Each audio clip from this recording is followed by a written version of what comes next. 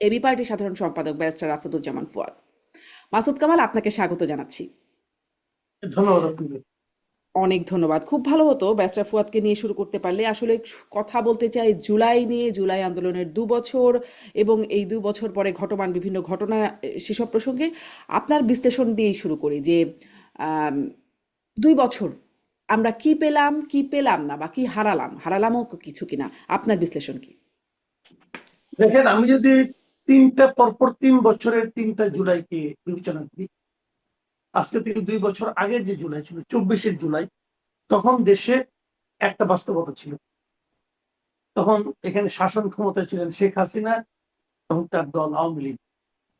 2025-এর জুলাইয়ে শাসন ক্ষমতা ছিল ডক্টর ইউনূসের নেতৃত্বে একটা অন্তর্বর্তীকালীন সরকার। আর 2026-এর জুলাইয়ে তারেক রহমানের নেতৃত্বে বিএনপি সরকার। তো আমরা কিন্তু 2024-এর যে জুলাই ছিল, সেই জুলাইটা ছিল একটা প্রত্যাশার জুলাই। আমরা একটা প্রত্যাশা নিয়ে ফাইট করেছিলাম, সাধারণ মানুষ রাস্তায় নেমেছিল জুলাইয়ের সাথে সেই প্রত্যাশা বাস্তবায়ন করার জন্য। 2025-এর জুলাইয়ে সাধারণ মানুষ বিস্ময়ের সঙ্গে লক্ষ্য করছিল যে কিভাবে কতগুলো স্বার্থপর এবং অথর্ব মানুষ, মানে স্বার্থপরতা কিন্তু দুই ধরনের, একটা হলো অথর্ব মানুষের হাতে যখন ক্ষমতা থাকে তারা যখন স্বার্থপরতা শো করে, এটা হলো এক ধরনের। ওই যে হুম। আপনি সাপ নাইফ দিয়ে কাটা আর ভোতা দা দিয়ে কাটা, ওই 2025 ছিল ভোতা দা দিয়ে কাটার মতো। কতগুলি স্বার্থপর অথর্ব মানুষ এই দেশটাকে শাসন করছিল। এবং জুলাই চেতনা, এই চেতনার বাস্তবায়ন, এগুলোর নাম করে তারা কালক্ষেপণ করছে। আর 3য় অধ্যায়ে এখন একটা সরকার এসেছে যারা নাকি মানুষের ভোটে এসেছে, যদিও সে ভোটটা কতটুকু কি হয়েছে সেটা নিয়ে অন্য আলোচনা, কিন্তু এটা ভোটের মাধ্যমে তারা এসেছে। মানুষ এখন প্রত্যাশা নিয়ে বসে আছে যে যে প্রত্যাশা আমরা 24-এ করেছিলাম, সেই প্রত্যাশা এরা কতটুকু বাস্তবায়ন করতে পারে সেটা দেখার জন্য। এখন কিন্তু আমরা অপেক্ষা আছি, কারণ আমরা কিন্তু এখনো এই সরকারের এখনো 6 মাসও দেখছি, মাত্র 4 মাস দেখছি। যে আমরা অপেক্ষা অবশ্যই করবো, তাদের তো আমরা হ্যাঁ, পাঁচ নিশ্চয়ই, বছরের জন্য নিশ্চয়ই। একটু কি আপনি বিশ্লেষণ এটাও বলবেন যে ২৪-এ যে প্রত্যাশা আমরা করেছিলাম, এই কোট অ্যান্ড কোট প্রত্যাশার জায়গাটা, কে কি প্রত্যাশা করেছিল?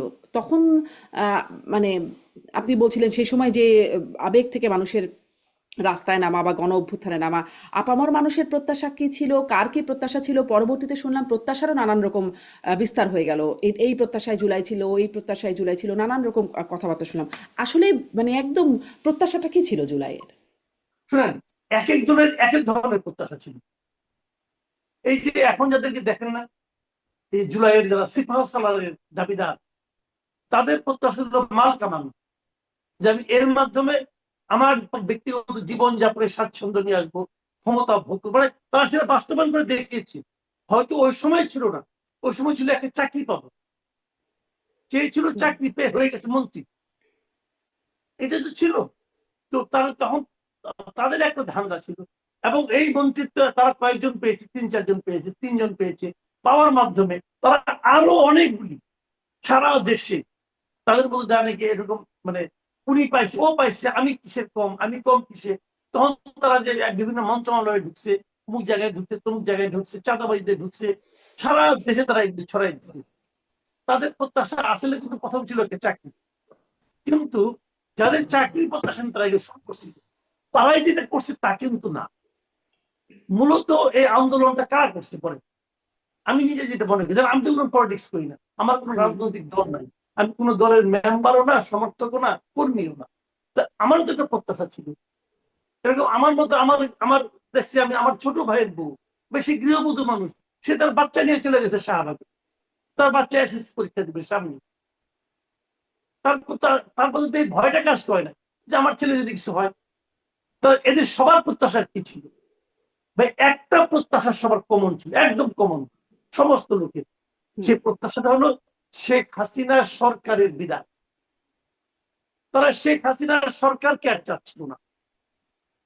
মনে রাখবেন, আমি কিন্তু আওয়ামী লীগ সরকার বলি না, আমি শেখ হাসিনা সরকার বলি। শেখ হাসিনার সরকারকে আর তারা চাচ্ছিল না।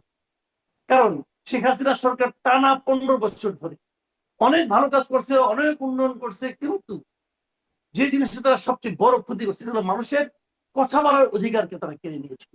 তারা মানুষের ভোটাধিকারকে কেড়ে নিয়েছিল, হরণ করেছিল।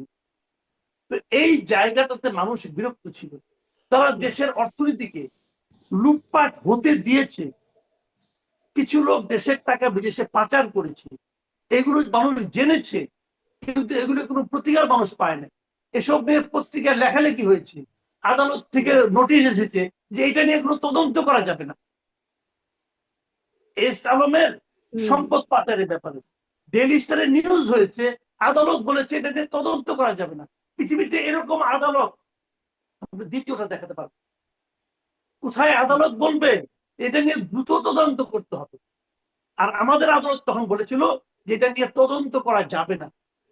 কিন্তু এই মামলাটা যিনি করেছিলেন সেই ব্যারিস্টার সুমন এখনো আবার কারাগারে আছেন, মানে তাকেও তিনি কারাগারে ঢুকানো হয়েছে। ওইটা অন্য হিসাব, ওই হিসাবে যদি আপনি হ্যাঁ পরবর্তীতে অন্য বলতে হিসাব, আমি পারেন, শুধুমাত্র মেনশন করে দেখা রাখলাম। দিবে। কিন্তু হ্যাঁ এখন ওটা মনে রাখেন, ওটা নিয়ে কিন্তু কথা বলতে চাই, আমি আগ্রহী। আচ্ছা। তো এখন আমি যে কথাটা বলছি আপনাকে, সেটা হলো কি, যে এই যে একটা অসহনীয় অবস্থা ছিল, এই যে একটা লজ্জাজনক পরিস্থিতি ছিল, একজন মেয়র, সে একজন মেয়র, ঢাকার একজন মেয়র, ঢাকা দক্ষিণের মেয়র, সে আদালতের প্রাঙ্গণে দাঁড়িয়ে বলে যে একজন চিফ জাস্টিসকে আমরা নামিয়ে দিচ্ছি, দম্ভ করে বলে। এই দম্ভকে তখন মানুষকে প্রশংসা করতে হয়েছে। এই দম্ভের কোনো বিচার হয়নি। বিচারপতির কাছে এটা রিট নিয়ে গেছে, বিচারপতি বলছে বিষয়টা আমি দেখছি। ওই বিচারপতি দেখার আগে রিটায়ারমেন্টে চলে গেছেন, দেখেন নাই। এরকম নির্লজ্জ প্রধান বিচারপতিও তখন ছিল আমাদের। তো এই অসহনীয় অবস্থার মানুষ অবসান চেয়েছিল। এই চাওয়াটা ছিল সবার মধ্যে কমন, এবং সবার মধ্যে কমন ছিল বলে একদম প্রত্যন্ত অঞ্চল থেকে, শ্রেণী পেশা নির্বিশেষে, বয়স নির্বিশেষে, নারী পুরুষ নির্বিশেষে সবাই রাস্তায় নেমে এসেছিল। এবং এই যে জনস্রোত, এটা কিন্তু কোনো নিয়ম মানে না, যে কারণে এখানে অনেক কিছু আমরা দেখেছি যা নাকি স্বাভাবিক নিয়মের মধ্যে পড়ে না, আমরা দেখেছি। তো সেটা ছিল কমন। যখন ঘটনাটা ঘটে গেল, তখন এটা নিয়ে বাণিজ্য শুরু হলো। যে যার মতো বাণিজ্য শুরু করলো, যে যে জায়গায় আছে তার একটা লক্ষ্য বেরিয়ে পড়লো, তার একটা আকাঙ্ক্ষা বেরিয়ে, যেমন আমারও একটা আকাঙ্ক্ষা বেরিয়ে পড়ছে। আমি তখন বলেছিলাম যে আমি কেবল হাসিনার বিদায় চাই না, সেই সঙ্গে আমি এমন একটা ব্যবস্থা চাই যা নাকি তারা এমন একটা ব্যবস্থা ক্রিয়েট করবে যেন আরেকজন হাসিনার জন্ম না হয়, যেন আরেকজন স্বৈরাচারী জন্ম না হয়। আমিও বলেছি, এটা ছিল আমার প্রার্থনা, আমার প্রত্যাশা। আমি কেন এই প্রত্যাশার কথা উচ্চারণ করেছি? আমি উচ্চারণ করেছি এই কারণে যে আমি এই কথাটাও সাধারণ মানুষের মধ্যে ঢুকিয়ে দিতে চেয়েছি যে আমরা তো হাসিনার পতন চেয়েছিলাম, তো তারপরে কিন্তু তো আমরা সেরকম একটা ব্যবস্থার মধ্যে দিয়ে যাওয়ার একটা দীর্ঘ প্রক্রিয়া হলো, যেই প্রক্রিয়ারও আবার পরবর্তীতে অনেক সমালোচনা করেছেন, ধরেন সংস্কার কমিশন, সবকিছু হয়েছে। সংস্কার, কারণ সংবিধান সংস্কার। জি জি। না না, আমি বলছি আপনাকে, আমি তো আমার মতো করে চেয়েছি, কিন্তু আমি যে চেয়েছি যে জিনিসটা, সেটা কি প্রক্রিয়ায় হবে তা তো আমি জানি না। আমি তো অত বড় কেউ না, আমি একটা সাধারণ মানুষ। যেমন আমার ক্ষুধা লাগছে, আমি একটা খাদ্য চাচ্ছি, কিন্তু সেই খাদ্যটা কিভাবে আপনি প্রস্তুত করবেন এটা তো আমি জানি না।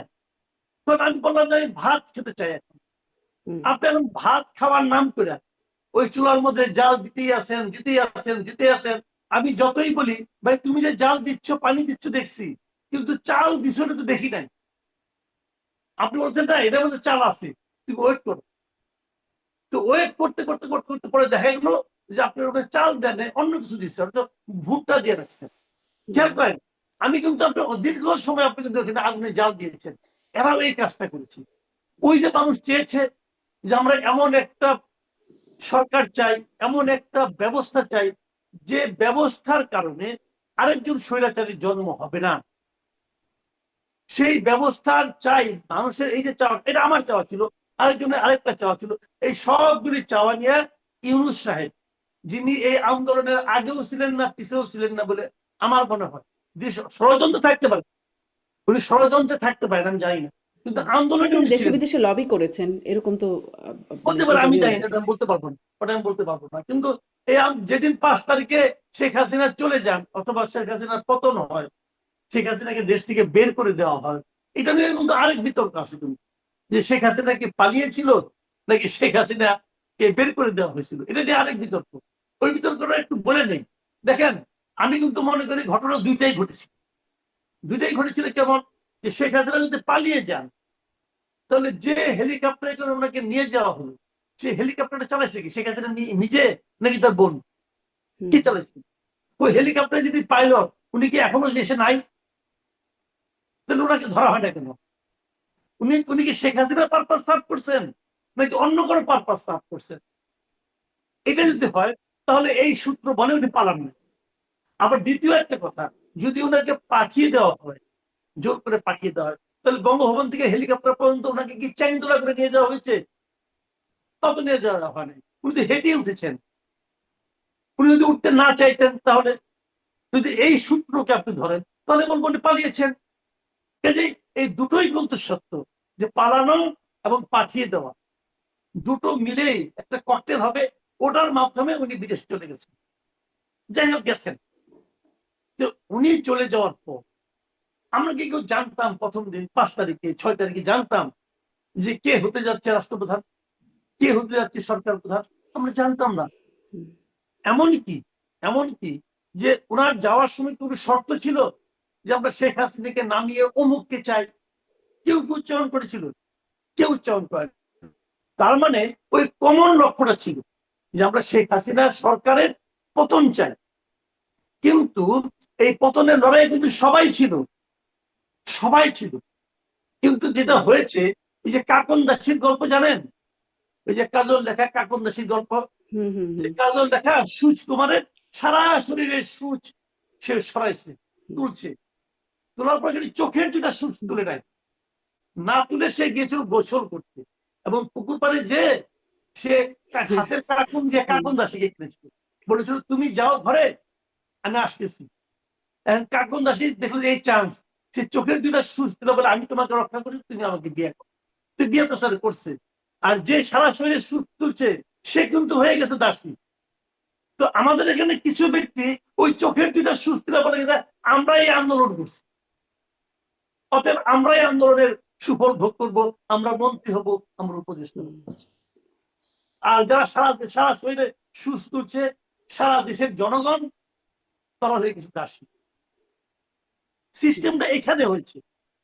এবং তারা এই দাবি করে, যেহেতু তারা এখন মূল দাবিদার, এখন তারা মন্ত্রী হয়, তারা অমুককে বদলি করে, তারা ডিসি নিয়োগ করে, অমুক করে তমুক করে মাল কামায়। যে বলে যে আমার এলাকার আমার গ্রামের সবচেয়ে দরিদ্র বাড়িটা হলো আমাদের, সে 2 দিন পরে কয় সবচেয়ে ধনী বাড়িটা আমাদের। কেউ কিছু বলে না তাদেরকে। পরে দেখলাম একদিন তাকে জিজ্ঞাসা করলো, সে বলে কি আমার ব্যক্তিগত সম্পদ কোথায় কি আছে এটা নিয়ে কেউ কোনো প্রশ্ন করতে পারবে। এই হয়েছে, কেউ প্রশ্ন করে না, কিন্তু কেউ প্রশ্ন করে না। কিন্তু এই প্রশ্ন প্রশ্নগুলি তো করতে করেনি, হবে। এই যে ধরেন আপনারা প্রশ্ন করছেন, অনেকে প্রশ্ন করেন, কিন্তু কেউ উত্তর খোঁজে না আর কি, উত্তরটা উত্তর কেউ দেয় না দেয় না তো। মনে হয়। মানে আমরা প্রশ্ন করবো কি? আমি তো কি? আমরা তো কেউ না। আমরা তো ভাই কেউ না। আপনি সারাদিন চিৎকার করেন, আমি এটা কি না কিছু হচ্ছে?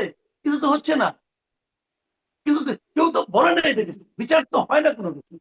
হয় বিচার। আমি একটা এক্সাম্পল দিয়ে বলি আপনাকে, যেটা নিয়ে একদম রিসেন্ট একটা ঘটনা বলি। আমি বললাম কি যে শামীম ভাই, আমাকে একটু বলেন যে সিডিআই মানে কি? তো উনি না আমাকে দেখে হাসতেছে। তো আমি বললাম যে আমি কি মানে হাসির কিছু বলছি? তো উনি তো ভদ্রলোক, উনি আমাকে মাথা নিচু করে এত আসতে যে আমি শুনতে পাচ্ছি না, এরকম ভাবে, মানে ভদ্র ভাষায় আকারে ইঙ্গিতে কিছু একটা বোঝাতে চাইলেন।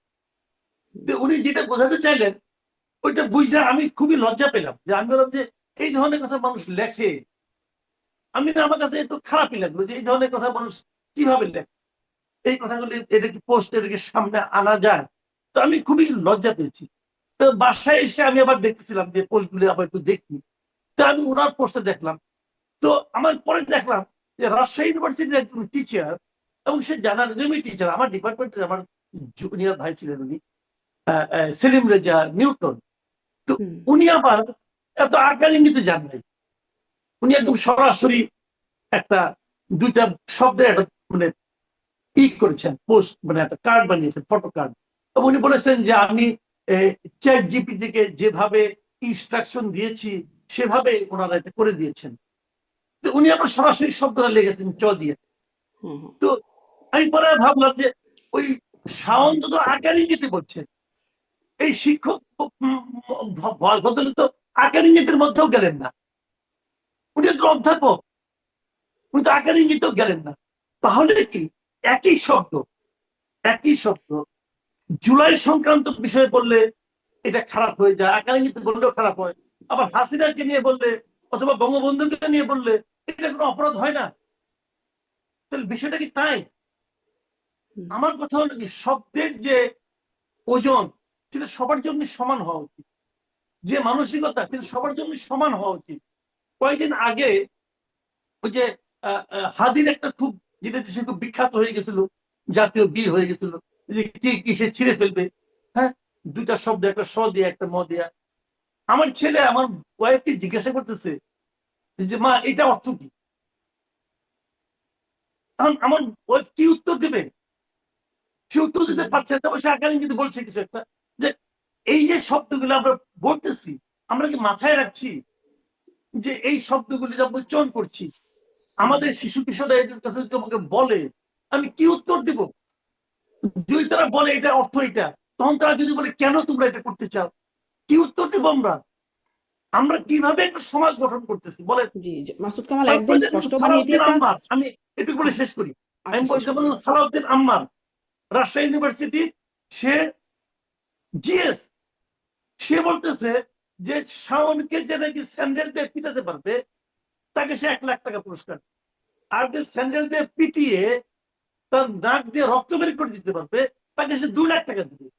এবং যে যে ব্যক্তি এই যে তার কথাটা এটাকে মবের উস্কানি মনে করবে, তাকে সে ভরা বাজারে উলঙ্গ করে কিছু একটা করবে, ভয়ঙ্কর কিছু একটা হুম করবে। কি করবে লেখছে আমি বলতে পারলাম না। হুম তো এটা তো মব, আমি তো বললাম এটা মব। এখন আমার তো সবসময় আতঙ্ক থাকতে হবে যে ভরা বাজারে সালাউদ্দিন আম্মার আমার কি করবে। তো এই যে মবের যে উস্কানিটা, 1 লাখ টাকা ঘোষণা করা পুরস্কার, এটা কি যদি ফোয়াদ ভাইকে আমি এই বস্তুটা করতে চাচ্ছি, উনি তো একজন মানে আইনের লোক, এই উস্কানিটা কি ফৌজদারি অপরাধের মধ্যে পড়ে না? জি, আমি এই যে এই উস্কানিটা ফৌজদারি অপরাধের মধ্যে পড়ে কিনা সেই প্রশ্নের সাথে সাথে মেহরাফরোজ শাওনের যে বক্তব্য সেটাও কিরকম অপরাধের পড়ে সেটাও জানতে চাই, এবং সেটার আসলে এই ফৌজদারি অপরাধের এই পর্যন্ত যাচ্ছে কেন, কেন এটার একটা আইনি প্রতিকারের জায়গা যাচ্ছে না। ব্যারিস্টার ফুয়াদ, আপনার কাছ থেকে শুনি। ধন্যবাদ। প্রথম কথা হচ্ছে যে রাজনৈতিক সমালোচনার ভাষা কেমন হওয়া উচিত এটা নিয়ে লম্বা দার্শনিক আলাপ আছে। হুম আমরা বিপ্লবের সময় দেখেছি যে ফ্রেঞ্চ রেভলিউশনের সময় অথবা জারের এগেনস্টে যখন বলশেভিক রেভলিউশন হচ্ছে, ইউরোপে বিভিন্ন সিভিল ওয়ারের আলোচনাগুলোতে আমরা দেখেছি যে বিপ্লবীদের এই বিভিন্ন এক্সট্রিম ল্যাঙ্গুয়েজ ব্যবহার করবার কালচার আছে। প্রশ্ন হচ্ছে যে এই শব্দগুলো আসলে কার বিরুদ্ধে ব্যবহার করা হয়েছে। আপনি যদি দেখেন তখন যারা বাম রেভলিউশনারিজ ছিল আপনার বলশেভিক রেভলিউশনে, তারা জারকে টার্গেট করে বলছে যে যে অন্যায্য আচরণ করছে, প্রজাদের উপরে জুলুম করতেছে, ট্যাক্সেশন চাপিয়ে দিচ্ছে, বিচার ছাড়া বিরোধী পক্ষকে হত্যা করছে, তখন এই শব্দগুলো তারা ব্যবহার করেছে। আপনি ফ্রেঞ্চ রেভলিউশনের সময় যদি রেভলিউশনারিজদের লেখা পড়েন, সেখানে দেখবেন যে তখন যে লুই বংশ যারা তখন ফ্রান্স শাসন করছে, তখন তাদের বিরুদ্ধে এরকম খুব এক্সট্রিম স্লাং ল্যাঙ্গুয়েজ গুলো ব্যবহার করছে। তো এই জন্য হচ্ছে যে আপনি আসলে ইতিহাসের কোন জায়গায় দাঁড়ায় কাকে বিবেচনা করছেন যে কে আসলে অন্যায্য, কে আসলে জালেম, কে আসলে মানুষের উপরে তার অধিকার নষ্ট করতেছে, তার জায়গা থেকে তাকে বঞ্চিত করছে, এবং সেখানে আপনি তার প্রতিবাদ করবার ন্যায্যতা কিভাবে তৈরি হচ্ছে। এখন ব্যক্তিগতভাবে আমি এর আগে আপনার সাথে আমি বলেছি যে হাসিনার বিরুদ্ধে, শেখ মুজিবের বিরুদ্ধে আমার থেকে কঠিন রাজনৈতিক বক্তব্য তো খুব কম মানুষ দিয়েছে, কিন্তু আমি তো কারো বাপমা তুলে গালি দিই নাই। এটা নীতিগতভাবে আমি এটা পছন্দ করি না আর কি। হুম, এই যে পছন্দ কিন্তু যে করেন না, আরেকটু ছোট জিজ্ঞাসা করি, আপনি নিশ্চয়ই পুরো বক্তব্যটা খুবই গুরুত্বপূর্ণ বলবেন, কিন্তু এই যে আপনি পছন্দ করেন না, কিন্তু মানে আপনার সাথে যারা রাজনীতি করছেন, তরুণ বয়সী বা ছাত্র, তারা যখন করছেন, আপনি কি তাদেরকে কখনো বলেছেন যে এটি আসলে সুন্দর শোনাচ্ছে না এই বলেছি, শব্দগুলো? বলেছি, হাদিকেও বলেছি। আচ্ছা। হাদি আমার খুব কাছের ছোট ভাই ছিল। এই যে পার্টিকুলার জায়গাটা মাসুদ কামাল ভাই রেফার করেছেন, এটার পরে আমি হাদিকে পার্সোনালি বলেছি যে পলিটিক্যাল ল্যাঙ্গুয়েজের সমালোচনা করা শিখতে হবে, যত বড় শত্রু হোক তার বিচার চাইতে পারতে হবে, তার বিরুদ্ধে ফৌজদারি অপরাধে করা, দৃষ্টি আকর্ষণ করা। শাওন অথবা এই কি মাহা নাকি একটা মেয়ে আছে বা বাজে কথা বলেছে না, মাহিয়া মির্জা কি একটা নাম, আমি তো ভালো এদেরকে ফলো করি না। তারপরে এই যে এফডিসির তৃতীয়, থার্ড গ্রেডের, ফোর্থ গ্রেডের নায়ক নায়িকারা যে সকল বক্তব্য বলছে, আমরা দাবি করতেছি এটা জুলাইকে অসম্মান করছে, শহীদদেরকে অসম্মান করছে, এটা ফৌজদারি অপরাধের ফ্রেমে আনা যায় কিনা, এই তর্কটা তুলতে হবে। কিন্তু একটা গালির বদলে আবার দুইটা গালি, তো ও যেহেতু পাবলিক লিঞ্চিং এর কথা বলতেছে, তো ওকেও আইনা ও রাস্তায় পাবলিক লিঞ্চিং করতে হবে, মানে এইটা তো মানে মানে কাম্য না আর কি। পার্সোনালি আমি এই ধরনের জিনিস পছন্দ করি না, এবং যাদের সাথে আমাদের সম্পর্ক আছে আমি সবসময় এটা বলি যে পলিটিক্যাল ল্যাঙ্গুয়েজে কথা বলা এবং এটা সমালোচনা করা এবং ফৌজদারি ফ্রেম তৈরি করা প্রয়োজনে, ফ্রেমের ব্যাপারে পরামর্শ দেওয়া। যে রাষ্ট্রকে আজকে দেখবেন যে মাননীয় প্রধানমন্ত্রীর সামনে ছাত্র দলের এক নেতা বলছে না যে শাওন কি শেখ হাসিনার থেকেও বেশি শক্তিশালী, তার বিরুদ্ধে কেন অ্যাকশন নেওয়া হচ্ছে না? তো সে তো সর্বোচ্চ জায়গাতে গিয়েই তো এই দাবিটা তুলেছে, এই প্রতিবাদটা সে করেছে, এবং সেখানে তাকে কোনো গালাগালি করতে হয়নি, কোনো বাজে শব্দ ব্যবহার করতে হয়নি। তো সেই আসলে এই তর্কটা যে তার বিরুদ্ধে অ্যাকশনটা কি হবে, মানে তার বিরুদ্ধে থানায় জিডি হয়েছে দেখলাম, ওই যে আপনি আরেকজন অভিনেত্রীর কথা বলছেন, তাদের দুজনের নামে দেখলাম থানায় জিডি হয়েছে। তারপরে তার বিরুদ্ধে আসলে কি হতে পারে? একটা তো হচ্ছে যে আপনার জুলাই নিয়ে পার্টিকুলারলি তো কোনো আইন নাই যে জুলাইকে আন্ডারমাইন করলে, জুলাইয়ের সত্যতা অস্বীকার করলে, অথবা শহীদদেরকে যদি কোনোভাবে হেয় করা হয়, ছোট করা হয়, তাহলে পার্টিকুলারলি কোনো ফৌজদারি অপরাধের তো ফ্রেম নাই। কারেন্ট পেনাল কোডে যেটা আছে সেটা হচ্ছে সর্বোচ্চ আপনি ইনসাইটমেন্ট পর্যন্ত যেতে পারবেন, ডিফামেশন পর্যন্ত যেতে পারবেন আর কি। তাহলে সেটাও আপনি লিগ্যাল ফ্রেমে কতটুকু একজনকে আপনি মানে কারাদণ্ড দেবার মতো অপরাধে অভিযুক্ত করতে পারবেন, সেইটা একটা একটা মানে এটা আরো দেখার বিষয় আছে আর কি। মূল বিষয়ের জায়গা হচ্ছে যে আমরা মনে করি যে এই কাজগুলো যারা করছে তারা আসলে অ্যাটেনশন সিকার। সেটা আওয়ামী লীগের টাকা খেয়ে হোক, ট্রমা থেকে হোক, রুটি রুজি বন্ধ হয়ে গেছে, এই বিশাল আওয়ামী ফ্যাসিবাদের সময়কে যে পেশার স্পেস ছিল সেটা তার শ্রিঙ্ক করেছে, ছোট হয়ে গেছে, এদেরকে আসলে অ্যাটেনশন না দেওয়া আমার দৃষ্টিতে এটা হচ্ছে বেস্ট পলিসি। জাস্ট অ্যাভয়েড করা, ইগনোর করা। ইগনোর করতে পারলে যেটা হতো না যে মানে এটা মানে এমনিতেই একটা জিরো শেয়ারে চলে যেত। এখন তারা যেটা করেছে, তারা আসলে যেটা চেয়েছিল যে এই দুষ্টামিগুলো করে মৌমাছির চাকে ঢিল ছোড়ার মতো, তো এখন আমরা সারাদিন অন্য আলোচনা বাদ দিয়ে শাওনের মতো একটা খুবই লো গ্রেডেড একটা ফোর্থ ক্লাস মানে ইস্যু নিয়ে আমরা আলাপ করতেছি বাংলাদেশে 101টা গুরুত্বপূর্ণ সমস্যা রেখে আর কি। তো আমি পার্সোনালি এগুলো হচ্ছে ইগনোর করবার পক্ষে। মানে এগুলো আপনি এগুলো এমন জায়গা যে শুধু ফেসবুক স্ট্যাটাসের উপর ভিত্তি করে যদি আপনি ফৌজদারি অপরাধের দিকে যেতে থাকেন, এই মামলা করে শেষ করতে পারা যাবে না। এটা কদিন পরে তো তারেক রহমান, বিএনপির লোকজন মনে করবে যে আমরা তারেক রহমানের বিরুদ্ধে লিখতেছি। আমরা এই বিএনপির সময়টা হয়েছে না, ফেসবুক স্ট্যাটাসের কারণে 6-7 জনকে তো গ্রেফতার করেছে, রিমান্ডে নিয়েছে, বিভিন্ন সময় নিয়েছে। এখন প্রশ্ন হচ্ছে যে এইটাকে আপনি আসলে পলিটিক্যালি কালচারালি ফেস করতে হবে, যে এই যে আওয়ামী সম্মতি উৎপাদন করে তাদেরকে আসলে কিভাবে এ ব্যাপারে তর্ক হতে পারে যে আসলে আমরা তাদেরকে কিভাবে ডিল করব, ইগনোর করাটা বেস্ট সলিউশন কিনা। এবং কিন্তু ইগনোর এই যে ইগনোর না করে এবার একটু, মানে আমি জিজ্ঞাসা করছিলাম শাওনের জন্য আসলে তাকে বিচারের মুখোমুখি করার সুযোগ আছে কিনা বা আইনি ব্যবস্থা কি। এবারে যদি অপর পক্ষের দিকে যায়, যারা আসলে প্রকাশ্যে তাকে এভাবে মারার হুমকি, আরো নানান রকম হুমকি দিচ্ছেন, মাসুদ কামাল একটু বলছিলেন, তাদেরকেও কি আইনের ফ্রেমে আনার কোনো জায়গা আছে কিনা বা তাদের জন্য কোনো ব্যবস্থার জায়গা আছে কিনা? যদি যদি আমি সালাউদ্দিন আম্মারের স্ট্যাটাস পড়ি নাই, মাসুদ কামাল ভাই যেটা বলছেন, যদি এইটাতে কেউ অ্যাক্ট করে, এই ঘটনার পরে যদি কেউ অ্যাক্ট করে এবং যদি পুলিশের কাছে অথবা আদালতের কাছে এটা মানে কানেক্ট করা যায় যে তার স্ট্যাটাসের কারণে ওই 1 লাখ টাকা 2 লাখ টাকা পাওয়ার কারণে এই যদু মধু কদু গিয়ে শাওনকে মেরেছে, চড়থাপ্পড় দিয়েছে, এইটা যদি কজেশনটা প্রমাণ করা যায় তাহলে তো অবশ্যই ফৌজদারি আচ্ছা, অপরাধের মধ্যে কজেশন পড়ে যাবে। প্রমাণ না করা গেলে হয় না, মানে এমনিতেই কাউকে হুমকি ধামকি এগুলো কোনো অপরাধ এতে না, কোনো ওটা অ্যাক্ট না করলো না, হলে? না ধরেন কোনো অ্যাক্ট করলো না, আমি বললাম যে আপার বাড়িটা জ্বালায় দাও আমেরিকাতে গিয়ে। এটা কেউ পাত্তা দেয় নাই, কোনো শেয়ার কমেন্ট কেউ হয় নাই, কেউ এটাতে অ্যাক্ট করে নাই। এটা পাগলামি বলতে শেয়ার পারেন আর কমেন্ট কি। তো অনেক হয়েছে, শেয়ার কমেন্ট তো অনেক হ্যাঁ, হয়েছে। ওইটাই বলছি যে ওইটা যদি কেউ অ্যাক্ট করে তখন আপনি এটা ইনসাইটমেন্ট ট্রিগার করতে পারবেন, ওইদিকে নিতে পারবেন। কিন্তু ধরেন এটা যদি কেউ পলিটিক্যাল স্টেটমেন্ট আকারে, প্রতিবাদ আকারে নেয় যে হ্যাঁ ওকে আসলে এটাই করা দরকার, এই সেই, ফেসবুকে স্ট্যাটাস দিয়ে শেষ হয়ে গেছে, এবং এরকম ধরেন কোনো অপরাধ ধরেন সালাউদ্দিন আম্মারের কথা বলছিলেন, তো সালাউদ্দিন আম্মারের মাঝখানে আরেকটা ছোট্ট ক্লিপ ভাইরাল হয়েছিল, দেখেছিলাম আর কি, যে মাশরাফির বাড়ির সামনে গিয়ে বলছে যে যারা আবার ফ্যাসিবাদী হয়ে উঠবে তাদেরকেও পুড়িয়ে দেওয়া হবে, এরকম কথা বেশ একটু মানে তাকে বলতে শোনা যাচ্ছিল। ফলে মানে এই কথাগুলোরও কি কোনো আইনি ব্যবস্থা নেওয়ার মতো জায়গা নাই? মানে বিষয় দেখেন, মানে জেনারেশনাল একটা রিয়েলিটি আছে বাংলাদেশে, বয়স, কে কোন ভাষায় কোন বয়সে যে বক্তব্য দিচ্ছে, কথা বলছে, সেটা আসলে কতটুকু আপনি প্যারেন্টিং এর জায়গা থেকে, গার্ডিয়ানশিপের জায়গা থেকে ডিল করবেন, কতটুকু কালচারালি ডিল করবেন, কতটুকু ফৌজদারি অপরাধের জায়গা থেকে ডিল করবেন, সেটা আমাদেরকে সমাজ আকারে মানে একটা জায়গাতে আসতে হবে, কনভারসেশনে আসতে হবে। সবকিছুতে ফৌজদারি ফ্রেমে চলে গেলে যেটা হবে, সমাজে তো কেউ কথা বলবে না, কেউ তো কারো সমালোচনা করবে না। আমাকে আমাকে নিয়ে দেখতেছেন না সারা দিন রাত যেগুলো হচ্ছে, তো এগুলো তো মেরে ফেলবো, তুই মানে হচ্ছে নেক্সট হচ্ছে না হাবিব। কাকে নিয়ে, এখন সেটাই হচ্ছে প্রশ্ন। আপনাকে হ্যাঁ, নিয়ে বেশি হচ্ছে, আরেকজনকে নিয়ে একটু কম হচ্ছে। এটা মনে হয় এখন একটা নতুন বাস্তবতায় পরিণত হয়েছে। কিন্তু আপনি বলছিলেন কজেশন থাকতে হবে, মানে ঘটনাটা ঘটবে তারপরে সেটাকে মানে হ্যাঁ, রেসপন্সিবল করা যাবে। ধরেন একটু পুরনো কথা মনে পড়লো, প্রথম আলো ডেইলি স্টার যখন হামলা হলো তখন শিবিরের রাজশাহী বিশ্ববিদ্যালয়, জাহাঙ্গীরনগর বিশ্ববিদ্যালয়, তাদেরকে বলতে শোনা গেল যে ওই যেই সংগঠনগুলোতে আসলে হামলা হলো ওই সংগঠনগুলোরই নাম, প্রথম আলো ডেইলি স্টার, উদীচী, ছায়ানট, এই শব্দগুলো, মানে এই প্রতিষ্ঠানগুলোর কথা বলা হলো এবং হলোও তাই। কিন্তু তাদের বিরুদ্ধে তো আইনি ব্যবস্থা নেওয়া হলো না, হওয়া দরকার ছিল কি? ব্যারিস্টার ফুয়াদ,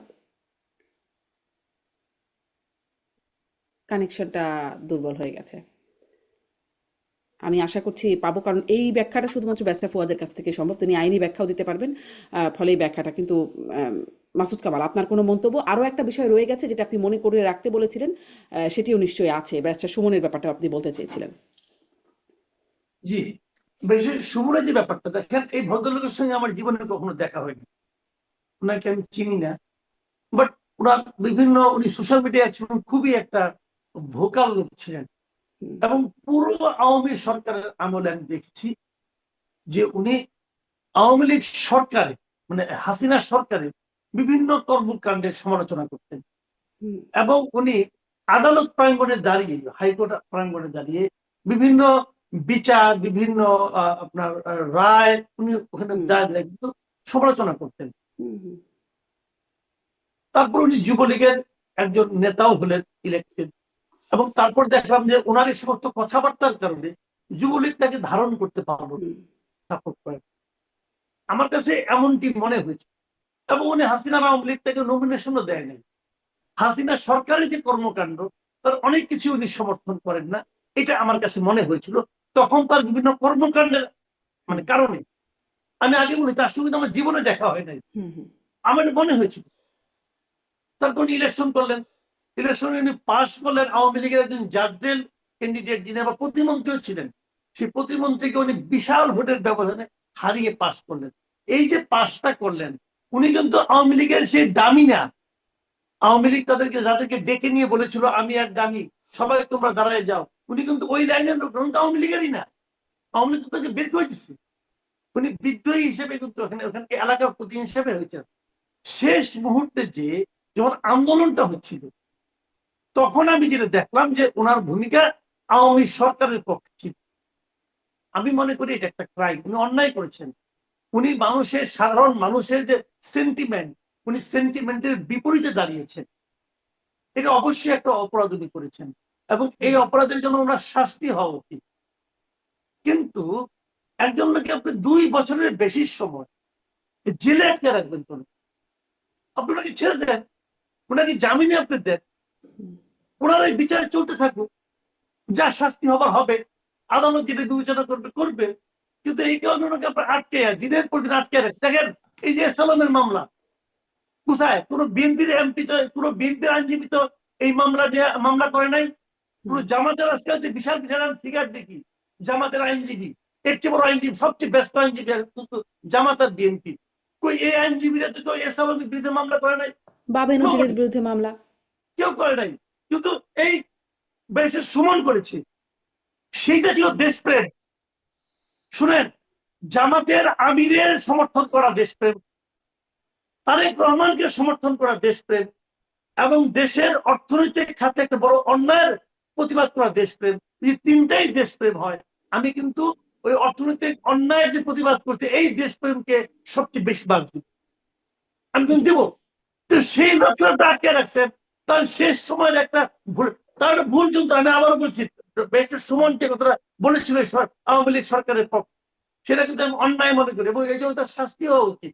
আইনে যা আছে তাই তো হবে, জি জি, স্পষ্ট। সেই শাস্তি অনেক আপনি ধন্যবাদ দেন, মাসুদ কামাল, কিন্তু তাকে তো অনেক জামিন ধন্যবাদ। দেবেন না।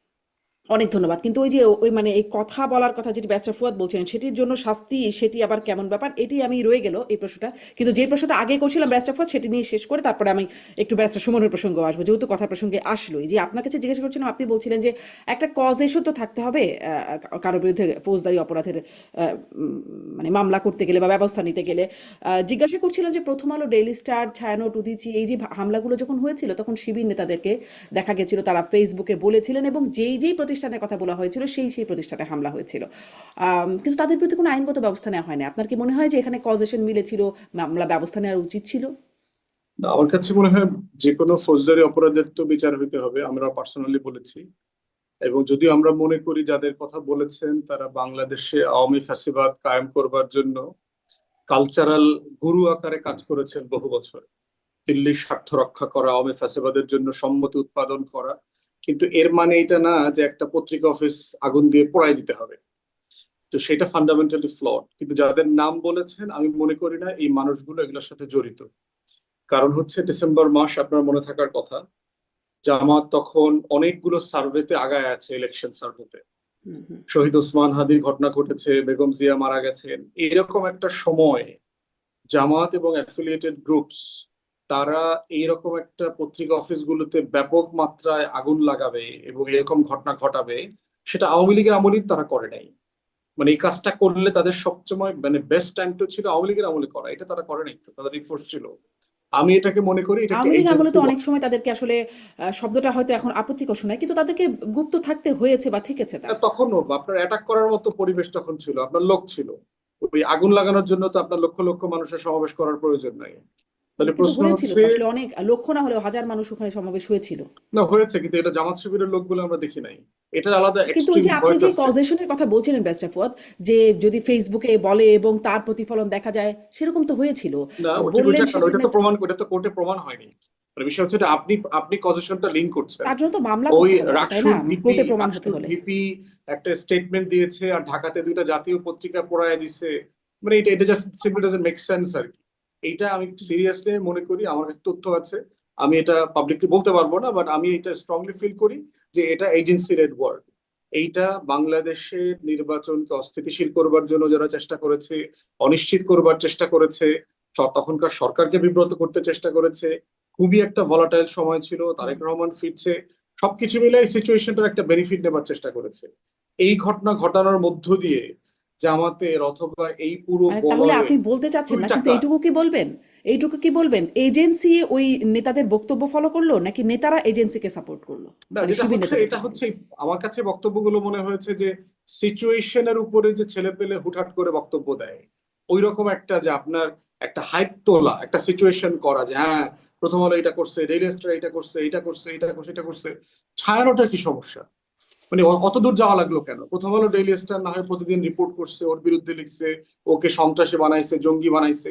তো ওই ইয়েতে ছায়ানটের ওই বাংলা কবিতা পড়ায়, গান শেখায়, ওখানে সমস্যা কি হয়েছে? তাদের বিরুদ্ধে আপনি কালচারাল অভিযোগ তোলেন, কালচারাল ফ্যাসিবাদ নিয়ে আপনি কথা বলেন, রেজ করেন। তো এইটার যেটা মনে হয়েছে এটা একটা পরিকল্পিত ঘটনা। এবং এই ঘটনার সাথে আজকের এই বাংলাদেশে টাইম টু টাইম দেখবেন যে উস্কানিগুলো তৈরি করা হচ্ছে, একটা ক্যাওস লাগানোর চেষ্টা করা হচ্ছে, একই ফোর্স জড়িত। এসালমের টাকা, আওয়ামী গ্যাং, পুরো সিচুয়েশন মিলে এমন একটা জায়গাতে নেয়া যে ডিসেম্বরে ওসমান হাদির মৃত্যুর পরে মনে হচ্ছিল যে জামাত বিপুল ভোটে ক্ষমতায় চলে আসবে। এইটা অনেকের মধ্যে একটা প্রচন্ড রকম ভয় তৈরি করেছে।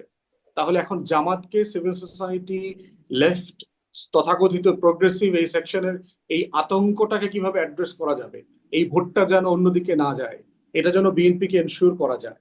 তাহলে এইরকম একটা খেলার অনুষঙ্গ ছাড়া এটা একটা ফলস ফ্ল্যাগ অপারেশন আমি সিরিয়াসলি মনে করি।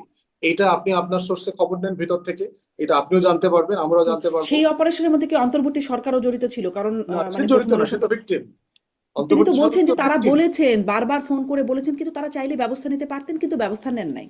সেটা এজেন্সিকে জিজ্ঞেস করতে হবে আর কি, যে কেন তারা নেয় নাই। কেন আবার ডক্টর ইউনূসকে জিজ্ঞাসা করা যায় না যে কেন আপনারা নিলেন না অন্তর্বর্তীকালীন ব্যবস্থা? সরকারের এমন লোকও আমাকে বলেছে যে ওই ঘটনার পরে আমরা বারবার বিভিন্ন ফোর্সের সাহায্য চেয়েছি, তারা সাহায্য যেই গতিতে পাঠানোর কথা তারা সেই গতিতে পাঠান নাই। এখন ধরেন আপনি যদি আমার কাছে একটা সাহায্য চান, ওই সাহায্যটা আমি ডিসপেন্স করতে পারবো না, আমার কারো উপর রিলাই করতে হবে।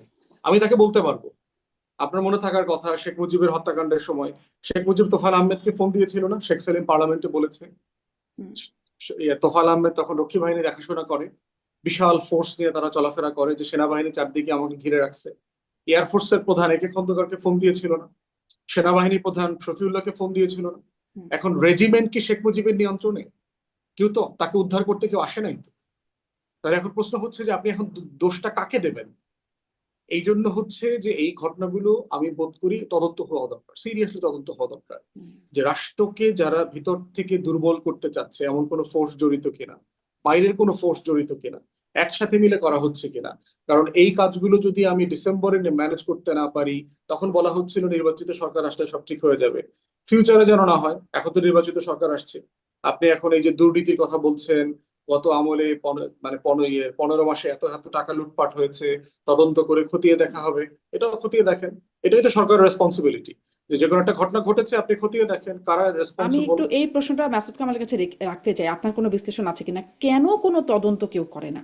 মানে ধরেন এই তদন্তটাও কেউ করলো না, কেন হলো, কিভাবে হলো, কারা জড়িত, আসলেই মানে এর পেছনের বাহিনীগুলো আছে কিনা? এর আগেও বহুবার ডিপ স্টেটের নাম বিভিন্ন জনের গুরুত্বপূর্ণ ব্যক্তিদের কাছে, উপদেষ্টাদের কাছ থেকে শোনা, মানে বিভিন্ন পর্যায়ে শুনেছি, কখনোই কোনো তদন্ত হলো না, কেউ যেন শুনেই না কানে। এরকম আমরা মাঝে মাঝে একটু টকশোতে আলোচনা করি, কিন্তু যারা আসলে ব্যবস্থা নেওয়ার জায়গায় তারা কেউ কানেই শোনে না এই বিষয়গুলো। আপনার কি মনে হয় যে এগুলো মানে কেন কানে তোলে না অথরিটি, নাকি তারাও আসলে এর সাথে যুক্ত এই ডিপ স্টেটের মধ্যে? দেখেন, আমি নিজে যেটা আমি তো আর বলতে পারবো না, আমরা তো এটা বুঝিও না, কারণ ওই ক্ষমতায় থাকলে পরে ওই যে যেটা ফুয়াদ ভাই বলেন, যে ফুয়াদ ভাইয়ের মানে যে সমস্ত কথাবার্তা উনি বলেন, ওর অনেক কিছুই কিন্তু আমার মতের সঙ্গে মিলে না। কিন্তু ওনার সঙ্গে আমি কথা বলতে পছন্দ করি এই কারণে, উনি যা কিছুই বলেন লজিক দিয়ে বলেন। হুম, এই জায়গাটা আমার খুব পছন্দ, যে উনি ওনার একটা লজিক থাকে, সেই লজিকটা দিয়ে উনি বলেন। আমি নিজের লজিক পছন্দ করি, আমিও লজিক দিয়ে বলার চেষ্টা করি। মাঝে মাঝে আবেগপ্রবণ হয়ে যায়, কিন্তু অন্য ব্যাপার, বয়সের কারণে হতে পারে। তো উনি যে কথাগুলি বললেন, কথাগুলি কিন্তু আসলে আপনি ফেলে দিতে পারবেন না।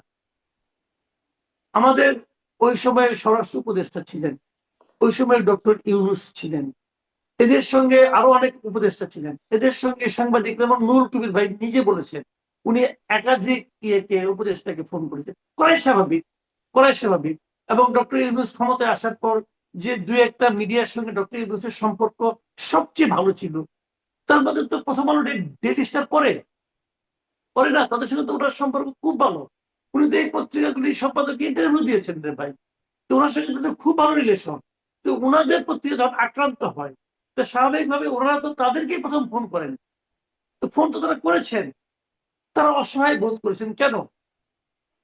মানে তাহলে ওনাদেরও নিয়ন্ত্রণ ছিল না, তাহলে কার নিয়ন্ত্রণ ছিল?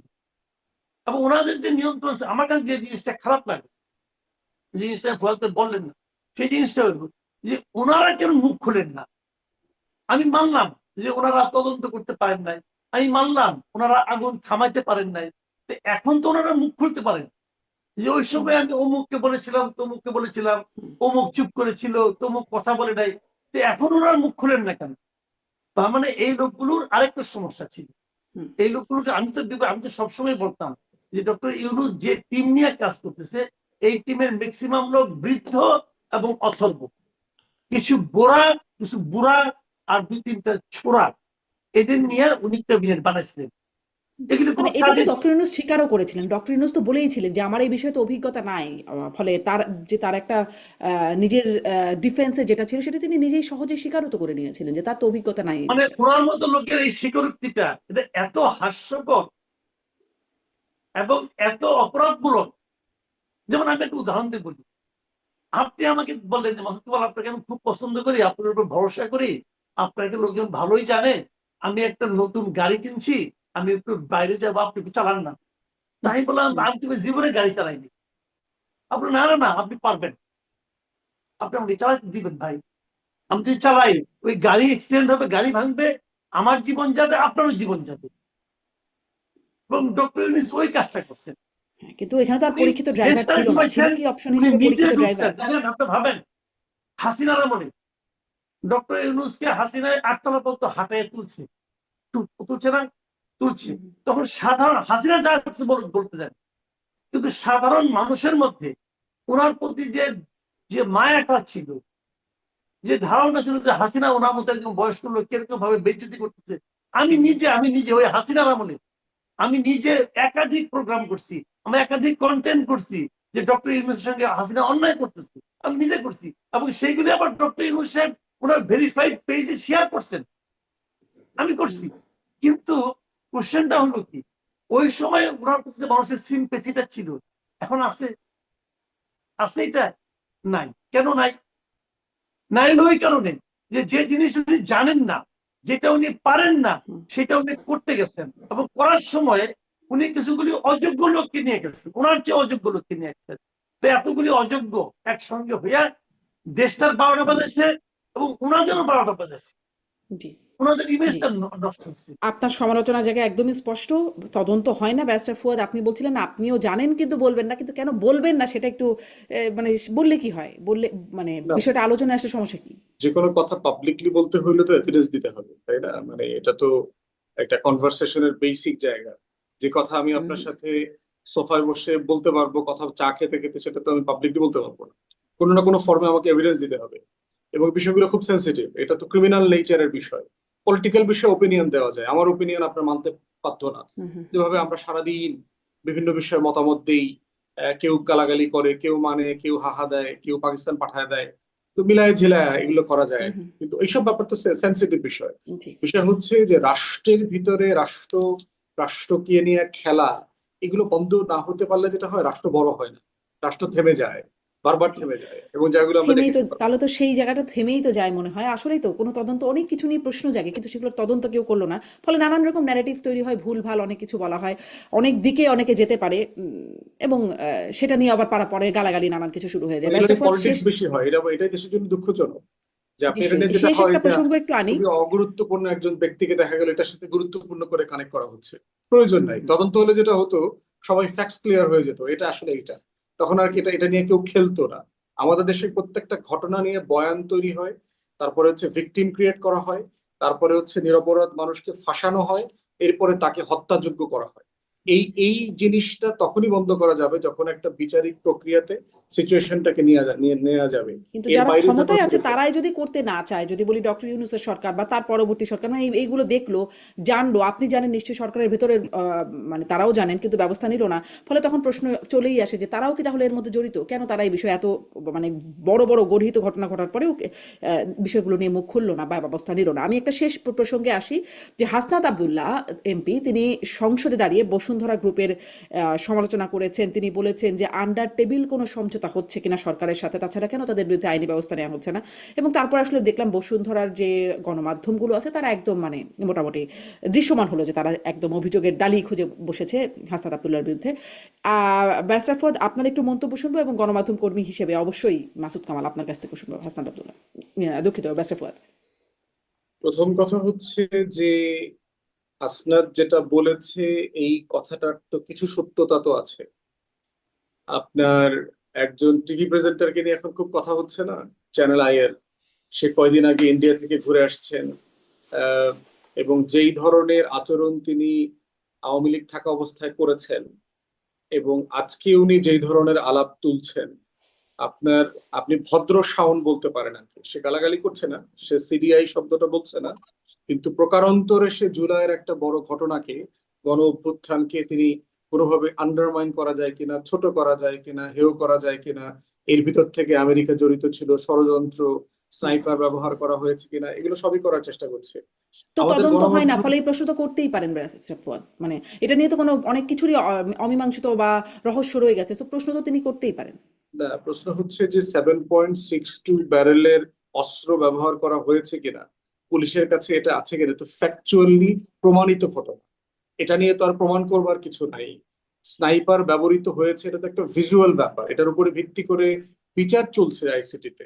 তো সেটাকে আপনি ষড়যন্ত্রের মধ্যে দেখানোর চেষ্টা করছেন কেন? তো মানে এটা তো ফ্যাক্টস, দিস আর ফ্যাক্টস হিসাবে এটা তো আপনার অডিও ভিডিও প্রমাণ আছে। এটা তো এরকম না যে ওই রাকসুতে একজন কি বলেছে তারপরে ডেইলি স্টারে কি হয়েছে ওই কানেকশন আপনাকে আদালতে খুঁজে বের করতে হবে, কানেকশনটা প্রমাণ হয়ে গেছে। এখন দ্বিতীয় কথা হচ্ছে যে আপনার না, প্রমাণ এই কি হয়েছে আসলে? কে মানে মানে এই যদি কেউ যদি সন্দেহে থাকে, এই বিচারটা তো হয়ে শেষ করতে হবে না, যে বিচারে এরা এরা আসলে এভাবে করে গুলি করেছে, মানে কিছু জিনিস তো প্রমাণ করতেও হবে। কারণ কেউ স্নাইপার অনেক ব্যবহৃত জায়গায় তো হয়েছে। সন্দেহ মানে তুলেও না দেওয়া না হয়েছে না, মাঝখানে। পুলিশের আপনার সাবেক আইজি মামুন সাহেব তো বলেছেন স্নাইপার ব্যবহার করা হয়েছে, 7.62 ব্যারেল ইউজ করা হয়েছে, হুম। কত লক্ষ পিস গুলি কেনা হয়েছে, এটা তো অলরেডি আসছে। These are facts. অতএব এটা ব্যবহার করা হয়েছে কিনা, আপনি দেখেছেন কিনা এইগুলি ব্যবহার মানে এগুলো তো খুবই হাস্যকর এবং খুব মানে পরিকল্পিতভাবে একটা বয়ান তৈরি করবার চেষ্টা করা হচ্ছে। বলতেই হতেই পারে, সেটা সেটা হতেই পারে, কিন্তু স্টুডিওতে দুজন অতিথি ছিলেন, তারা কেউ আওয়ামী লীগের ছিলেন না। ফলে তাদেরকে যদি প্রশ্ন এইটা করা হয়। দুঃখজনক, সেটাই তো বেশি দুঃখজনক যে আপনার এরকম একটা ঘটনা ঘটেছে এবং এবং গেস্টরাও দেখবেন প্রচুর সমালোচিত হয়েছে এই কারণে। যারা বিএনপির হয়ে সংসদে বলতে গেছেন তারাও এই জিনিসগুলো নিয়ে সিরিয়াসলি কথা বলতে পারেন নাই, মতামত দিতে পারেন নাই। এখন হাসনাতের প্রসঙ্গে চলে আসি। হুম হুম হুম। শুধু হাসনাতের প্রসঙ্গ না তো, সারা দেশের মানুষের ভিতরেই ধরেন এসালম নিয়েও তো আমাদের একই সন্দেহ আছে। আপনি কেন ফাইন্যান্সিয়াল ইন্ডাস্ট্রিতে আবার হাত দিচ্ছেন? কেন রিফর্ম করছেন না? কেন এসালমকে মালিকানা ফেরত দেওয়ার জন্য চেষ্টা করছেন? কেন আপনি বিভিন্ন জায়গাতে পতিত আওয়ামী লীগের নেতা কর্মীদের সাথে ব্যবসা বাণিজ্য করছেন? আজকে দেখেছেন গুলিস্তানে বিএনপি জামাত মারামারি হয়েছে, সেখানে আওয়ামী লীগের লোকজন সহ একসাথে অ্যাটাক করেছে। কারণ চাঁদাবাজির বখরাতে তো দল নাই, ওই টাকার নোটে তো কোনো দলের নাম লেখা থাকে না, সবাই মিলে ঝিলে খায় এটা। আর আগে যারা চাঁদাবাজি করেছে তারা জানে কে কত টাকা দেয়, এটার একটা সিলসিলা আছে, তো ধারাবাহিকতা আছে, হুম। পর্ব নাটকের মতো। অতএব এই এই প্রশ্নগুলো তো করতে হবে, রেজ করতে হবে আর কি আপনার।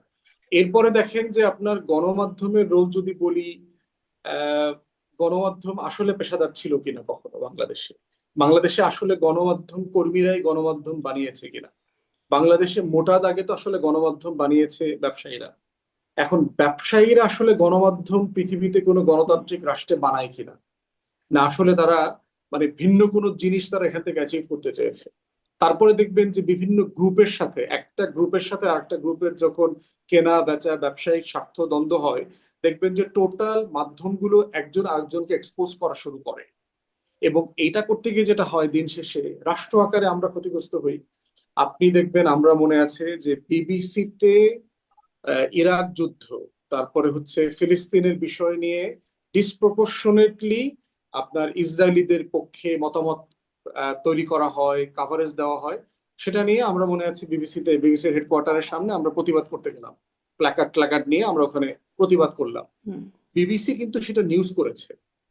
বিবিসির আপনার ট্রাস্টি অথবা ডিজি মনে করে নাই যে আরে আমার বিরুদ্ধে প্রতিবাদ করতে আসছে, এইটা তো করতে দেওয়া যাবে না। কারণ বিবিসির নিউজ টিম মনে করেছে এটা একটা নিউজ ওয়ার্থি আইটেম। আপনার যখনই কোনো নিউজ ওয়ার্থি আইটেম হবে আপনার ম্যানেজমেন্টের আপনার প্রোটোকলে পড়বে, আপনি হুম। সেটা নিউজ করে দেবেন। এখন প্রশ্ন হচ্ছে যে ধরেন আমি একটা টেলিভিশনের সামনে, ওখানে 4 জন সাংবাদিককে বরখাস্ত করা হয়েছে কোনো কারণ ছাড়া, যৌক্তিক কারণ ছাড়া। আমি সাংবাদিকদের সমিতি আমাকে দাওয়াত করেছে, আমি গেলাম। হুম। এরপর থেকে তারা আমাকে কোনো প্রোগ্রামে ডাকে না। আমি ধরেন সেখানে অলমোস্ট ফ্রিকোয়েন্ট ছিলাম, প্রতি সপ্তাহে যাইতাম, কোনো নিউজ কভার করে না আমার পার্টির এখন। তাহলে এই যে সাংবাদিকতার জায়গাটা, যে গণমাধ্যম প্রফেশনাল হচ্ছে না, এবং এখনো গতকালকেও আমার তথ্যমন্ত্রীর সাথে দেখা হয়েছে এক জায়গাতে, আমি ওখানে বক্তব্য একই কথা বলেছি যে দল বদলানোর সাথে সাথে কেন আমাদেরকে রং বদলাইতে হচ্ছে, গণমাধ্যম কর্মীদের এই নিরাপত্তায় সিকিউরিটির জায়গাটা কেন আপনারা এনশিওর করছেন না, তার পেনশন, তার ভাতা, তার তার পোস্ট জি, রিটায়ারমেন্ট প্রসেস, স্পষ্ট। আমি তার চাকরির নিশ্চয়তা, এবং হ্যাঁ। এটার সাথে ব্যবসায়ী গ্রুপের স্বার্থকে আলাদা করবেন কিভাবে। এইটার পরিকল্পনার কথা আমি বলেছি যে ব্যবসায়ী গ্রুপ থেকে মালিকানাটা শেয়ার মার্কেটে দিতে হবে, গণমাধ্যমকে জনগণের মালিকানা দিতে হবে, কোনো ব্যবসায়ী গ্রুপের মালিকানা থাকতে পারবে না। উদ্যোক্তা হিসেবে তাকে আপনি সম্মানিত করে 5% শেয়ার দিতে পারবেন, কিন্তু আদারওয়াইজ আপনি এই গণমাধ্যম কোনোদিন গণতন্ত্রের পক্ষে দাঁড়াবে না, দেশের পক্ষে দাঁড়াবে না, তার স্বার্থের পক্ষে দাঁড়াবে। অতএব এটা একটা হোলসেল কনভারসেশন, একটা দুইটা এই গণমাধ্যম সেই গণমাধ্যম এই আলাপ করে এটা সমাধানে যেতে জি, পারবে কিন্তু না। হোলসেল এবং এটা খুব বড় আর কি মনে হচ্ছে যে অনেক শিকড় বাকড় অনেক গভীরে, ফলে এটা এত সহজে এটার ব্যবস্থা নেওয়াও যায় কিনা। জনাব মাসুদ কামাল, আপনার কাছে খুব সংক্ষেপে আপনি আসলে পুরো বিষয়টাকে কিভাবে দেখলেন? হাসনাত আব্দুল্লাহ সংসদে বললেন, তারপরে গণমাধ্যমের যে আচরণ বা পাল্টাপাল্টি যে অবস্থায়, সেটা নিয়ে আপনি কি বলবেন? শুনেন, আপনি যে গণমাধ্যমের কথা বলছেন, হাসনাত আব্দুল্লাহ বসুন্ধরা গ্রুপের বিরুদ্ধে বলছে।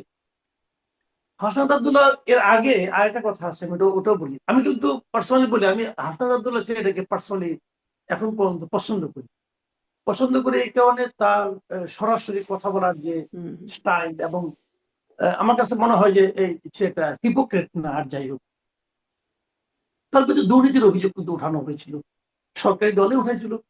উনি কিন্তু চ্যালেঞ্জ করছেন যে দুর্নীতি প্রমাণ করেন। এখন সরকারি দলে তো অনেক ইনস্ট্রুমেন্ট আছে, সরকারি দল প্রমাণ করে না কেন? বলেন কি কারণে করে না? হাসনাত আব্দুল্লাহ বরং বসুন্ধরা গ্রুপের সঙ্গে সরকারের আতাত হচ্ছে এই ধরনের একটা ইঙ্গিত দিয়েছেন। ইঙ্গিত দেওয়ার পর বসুন্ধরা গ্রুপ ওনার বিরুদ্ধে উঠে পড়ে লাগছে, নানা রকম কথাবার্তা বলতেছে। এবং আপনি একটা কথা মাথায় রেখেন, এই বসুন্ধরা গ্রুপের একটা অনলাইন পত্রিকা, মাসের পর মাস তাদের যে ফ্রন্ট যে পেজটা, অনলাইন পত্রিকা খুললে পরে আপনি যে পেজটা পাবেন, সেখানে তারেক রহমান সম্পর্কে জঘন্য ভাষায় একটা লেখা একটা আর্টিকেল মাসের পর মাস থাকতো। সাংবাদিকতার কোন নীতিমালা আমাদের এটা পড়ে না যে একটা আর্টিকেলকে আপনি মাসের পর মাস রাখবেন, একদিন বেশি রাখবেন। আপনি একদিনের বেশি রাখতেই পারেন, ওটা চলে যাবেন এইচের দিকে। কিন্তু ওটা থাকতো, একদম স্থির থাকতো। এই তারেক রহমান সম্পর্কে ছিল তো ভাই, আমরা তো দেখছি। তো এখন তাদের সঙ্গে এখন আবার তারেক রহমান সাহেবের যে দল, যে সরকার, তার সঙ্গে বসুন্ধরা গ্রুপের আঘাত হয়ে যাচ্ছে। এই কথা যখন হাসনাত আব্দুল্লাহ বলেন, তখন নিশ্চিত আপনি তাকে জিজ্ঞাসা করলেই তো হয়। সরকার তাকে জিজ্ঞাসা করে না কেন, ভাই তোমার কাছে কি প্রমাণ আছে? উনি যখন বলেছেন, উনি তো সরকারকে একটা চ্যালেঞ্জ করছেন যে আমার কিন্তু দুর্নীতি ব্যয় করেন 1 টাকা। উনি যে 1 টাকা দুর্নীতি ব্যয় করতে পারছেন, সরকার করে না কেন? তার মানে সরকার পারে না, তার মানে উনি ঠিক আছে। মানে আমি কথাগুলি যেগুলো বলছি ভাই, এগুলো কি জানেন? যে কথাটা নাকি ফওয়াদ ভাই বললেন, যে কেউ একটা কিছু বললো, ওটা নিয়ে জনমনে একটা প্রশ্ন উঠলো। এখন জনমনের এই প্রশ্নটা আপনি নিরসন করবেন না কেন? যদি প্রশ্নটা নিরসন না করেন, সবাই যার যার মতো করে কল্পনা করে নেবে। যে জিনিস দেখা যায় না, সেই জিনিসের চেহারায় কিন্তু ভয়ঙ্কর হয়। এই যে ভূত কেউ দেখে নাই কিন্তু, এই জন্য ভূত নিয়ে সবাই ভয় পায়। দেখাই দেন না ভাই, ভূত তো আবার দিনের বেলা আসে না, রাতের অন্ধকারে আসে। অন্ধকারটা একটু দূর করে দেন না, দূর করতেছেন না কেন? করতে তার মানে কিছু মেয় আছে, আছে কিছু মেয়। দেখেন, অনেক সাংবাদিকের বিরুদ্ধে মামলা হয়েছে, কিন্তু সাংবাদিকরা জেলে আসছে, সাংবাদিকরা নাকি হত্যা করছে শুনছি। শেখ হাসিনা নাকি হত্যা করার আগে বলছে যে তুমি কি বলো, বলছে হ্যাঁ করেন, তখন হত্যা গুলি করছে, এই জন্য সে জেলে আসছে। এরকম বহু কিছু দেখলাম জীবনে। কোন পত্রিকার, মিডিয়ার মালিকের কিছু হয়েছে? আপনি আমাকে বলেন। এই যে বসুন্ধরার যে 6টা 7টা মিডিয়া, তার মালিক কি বলে নাই যে শেখ হাসিনার সঙ্গে উনি মাটির নিচে পর্যন্ত যাবেন? শেখ হাসিনা চলে গেছে, উনি 3 যান নাই, মাটির নিচে যাওয়ার তো দূরে। ওনার মিডিয়ার কিছু হয়েছে? ওনার প্রতিষ্ঠানটাকে প্রোটেকশন দেওয়ার জন্য বিএনপি লোক ওখানে এসে জয়েন করেছে। বিএনপির একটা সম্পাদক বানাইছিল, পরে আবার সরাইছে, আরেকজনকে নিয়েছে বসুন্ধরা মিডিয়া গ্রুপে নিছে, আরেকজনকে বসুন্ধরায় নিছে। এরা আবার তারেক রহমানের সঙ্গে তাদের বিভিন্ন ছবি টবি আছে। তারা বিএনপির লোক, বিএনপি লোককে প্রোটেকশন দিচ্ছে না? দিচ্ছে তো। আরেকটা পত্রিকা দেখলাম, আরেক মালিক বলছিল যে শেখ হাসিনার জন্য সে প্রথমত চায়, তারপরে ভীষণ অসম্ভবেও চায়।